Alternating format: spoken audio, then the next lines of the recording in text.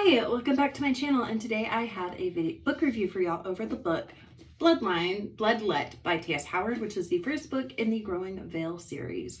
T.S. Howard is an author I found on Book Talk. He swept Book Talk by storm in April and May of 2021 with his series. He finally published all three of them throughout 2021, and the last one came out in October. I finally picked it up and read it. It is the second read of mine for 2022 that I finished. I rated this 5 stars. I thoroughly enjoyed this. It was an interesting read for me. I am going to make this spoiler free.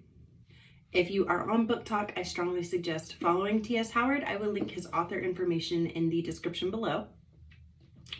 But to get into the book, so this book is a fantasy mystery coming of age. So the mystery is that you have to figure out about our villain Sadagon, and you meet him at the very beginning of the story with the twin-born gods. And honestly, he seems like a good guy when you first meet him. He seems like he's protecting people. But when you get into our hero's time, not so much the case, right? So I'm going to read y'all the back of it, and then I'll get more into my review. The gods are dead, the veil is growing, the world is dying. After losing his family in a devastating fire, Farron finds himself in the captivity of the slaver and criminal lord Daggeran. Forced to commit awful crimes in order to survive, Farron grapples with his conscience and morality until he hears whispers that an archaic society is stealing the blood of children to fuel their immorality. Whispers that mean his twin sister Hadria might not be dead. Death would have been kinder. Let's go to the last paragraph.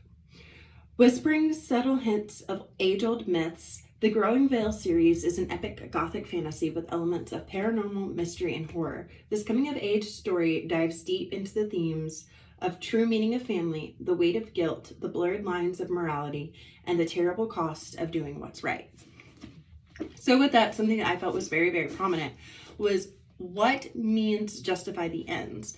Do the means that you use, since this said that he is trying to find out if his twin sister is alive, so do the means of everything you have to do to find your twin sister, are those means justifiable? Because again, he became a slave master's property, and one of the questions early on in the book is Daggeran telling him that you are not responsible for my sins. I'm the responsible one.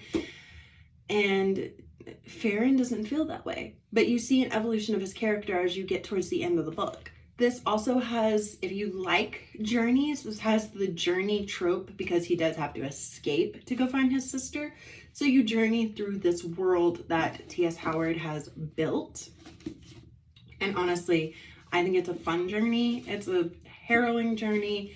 It's interesting to watch the 17-year-old character who's about to be 18 become a man and become an adult and honestly learn how to be his own person. He has been in slavery since he was around 12 years old.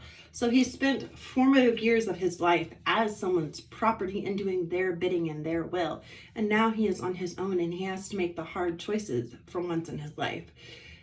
And now he's also learning about a secret society that is immortal and what impacts that had on him and his father. The mystery is you think of Sadagon as evil whenever you start to hear the story, but then maybe he's not.